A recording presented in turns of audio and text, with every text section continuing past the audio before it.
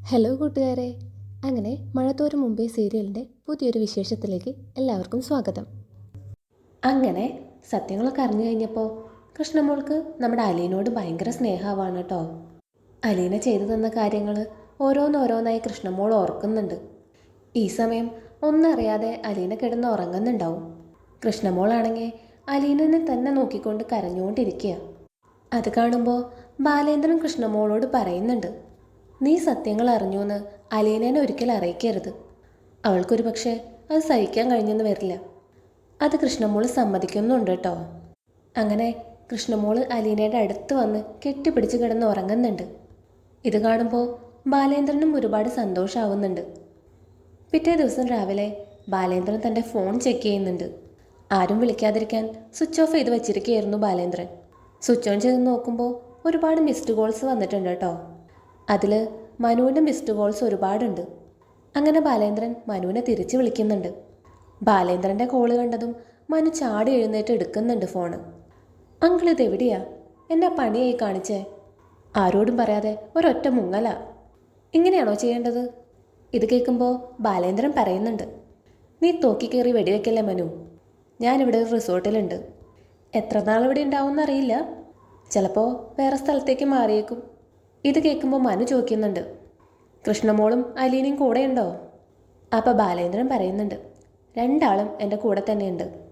ഇത് കേൾക്കുമ്പോൾ മനുവിന് ആശ്വാസമാവാണ് കേട്ടോ. അലീന എവിടെ പോയെന്നറിയാതെ ആകെ ടെൻഷൻ അടിച്ചിരിക്കുകയായിരുന്നു മനു. അങ്ങനെ മനു ചോദിക്കുന്നുണ്ട്, അങ്കിൾ ഇപ്പോൾ എവിടെയുള്ളത്?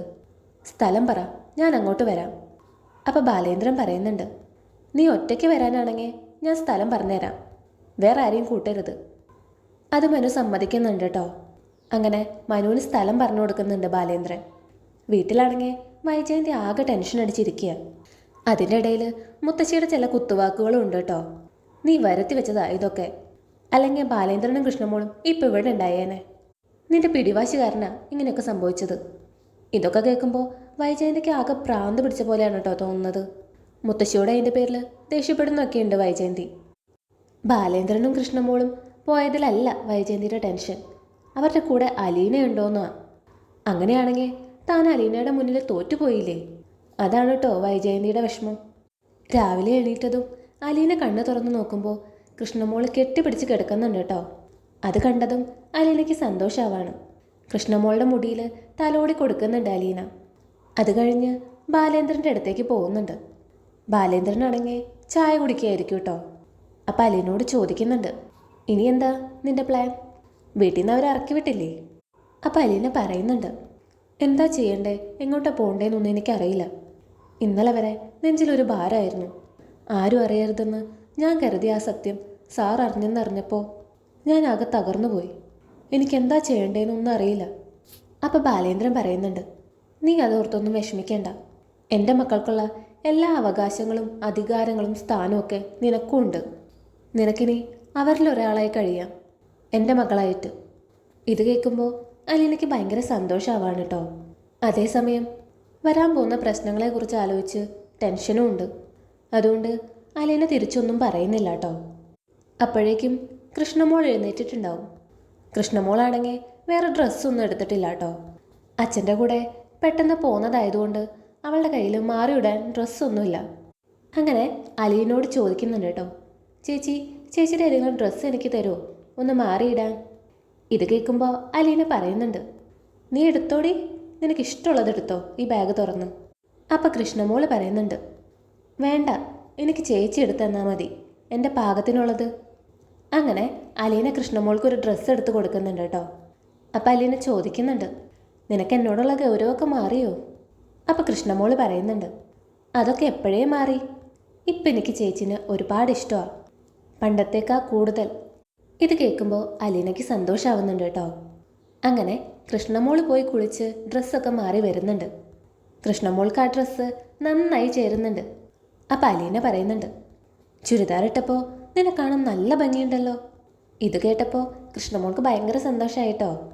അങ്ങനെ അച്ഛൻ്റെ അടുത്ത് പോയി കാണിക്കുന്നുണ്ട്. അപ്പോൾ ബാലേന്ദ്രൻ പറയുന്നുണ്ട്, ഇത് കൊള്ളാലോടി, നിനക്കിത് നന്നായി ചേരുന്നുണ്ട്. ഇപ്പം നിന്നെ കണ്ട അലീനയുടെ അനിയത്തിയാന്നേ പറയൂ. അത് കേൾക്കുമ്പോൾ കൃഷ്ണമോൾക്കും അലീനയ്ക്കും സന്തോഷമാവുന്നുണ്ട് കേട്ടോ. അപ്പോൾ കൃഷ്ണമോൾ പറയുന്നുണ്ട്, അല്ലെങ്കിലും ഞങ്ങൾ തമ്മിൽ നല്ല ചായയില്ലേ? ചേച്ചി എന്നെക്കാട്ടും കുറച്ച് നിറം കൂടുതലുണ്ടെന്നേ ഉള്ളൂ. അപ്പം ബാലേന്ദ്രൻ പറയുന്നുണ്ട്, അത് ശരിയാ. ഇപ്പം നിങ്ങളെ കണ്ട ഒരമ്മ പെറ്റ മക്കളാണെന്നേ പറയൂ. ഇത് കേൾക്കുമ്പോൾ കൃഷ്ണമോള് ചിരിക്കുന്നുണ്ട് കേട്ടോ. പക്ഷേ അലീനയ്ക്ക് ടെൻഷനാവുക.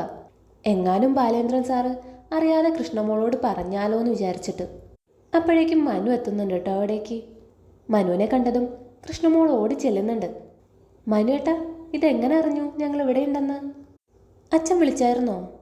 അപ്പം മനു പറയുന്നുണ്ട്, നിന്റെ അച്ഛൻ പറയാതെ ഞാൻ എങ്ങനെയാടി ഇവിടെ എത്തുന്നേ? ഒറ്റ ദിവസം കൊണ്ട് നീ ആളാകെ മാറിപ്പോയില്ലൂടി. ഇതെന്താ അലീനയുടെ ഡ്രസ്സൊക്കെ ഇട്ടുകൊണ്ട്? അപ്പം കൃഷ്ണമോള് പറയുന്നുണ്ട്, അതിന് ഞാൻ ടൂർ പോകാൻ വന്നതൊന്നല്ലല്ലോ ഡ്രസ്സൊക്കെ പാക്ക് ചെയ്ത് വരാനായിട്ട്. അച്ഛൻ പെട്ടെന്ന് പോന്നപ്പോൾ കൂടെ ഇറങ്ങി പോന്നതല്ലേ ഞാൻ. അതുകൊണ്ട് ഡ്രസ്സൊന്നും എടുക്കാൻ പറ്റിയില്ല. ഇതിപ്പോൾ അലീന ചേച്ചി തന്നു എനിക്ക്. നല്ല ഭംഗിയില്ലേ എനിക്ക്? അച്ഛനും അലീന ചേച്ചിയും പറഞ്ഞല്ലോ എനിക്കിത് നന്നായി ചേരുന്നുണ്ടെന്ന്. അപ്പോഴേക്കും അലീന അങ്ങോട്ട് വരുന്നുണ്ട് കേട്ടോ. മനുവിനെ കണ്ടതും അലീനയ്ക്ക് ഭയങ്കര സന്തോഷമായി കേട്ടോ. അപ്പം അലീന പറയുന്നുണ്ട്, മനുവേട്ടൻ എപ്പോഴെത്തിയേ? ബാലേന്ദ്രൻ സാറ് വിളിച്ച് പറഞ്ഞിട്ടുണ്ടാവൂല്ലേ? അപ്പം മനു പറയുന്നുണ്ട്, അങ്കിള് പറയാതെ ഞാൻ എങ്ങനെ ഇവിടെ എത്താനാ?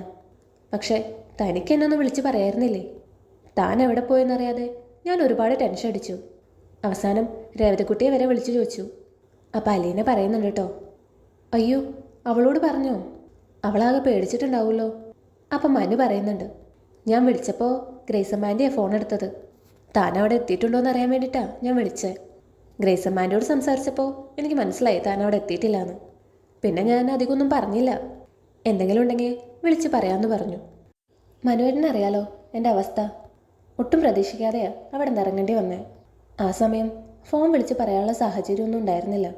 എന്നാലും അവരെന്നെ ഇറക്കി വിട്ടപ്പോൾ ഞാൻ പ്രതീക്ഷിച്ചു മനുവേട്ടൻ വരുമെന്ന്.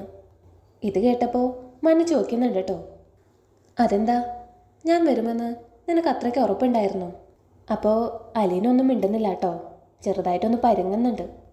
അത് പിന്നെ ഇത് കേൾക്കുമ്പോൾ മനു പറയുന്നുണ്ട്, സത്യം പറഞ്ഞാൽ ഞാൻ അവിടെ എത്തിയേനെ. പക്ഷേ കടപ്പാട്ടൂരിൽ നിന്ന് ഞാൻ നേരെ പോയത് എൻ്റെ ഒരു ഓഫീസ് മീറ്റിങ്ങിലേക്കാണ്.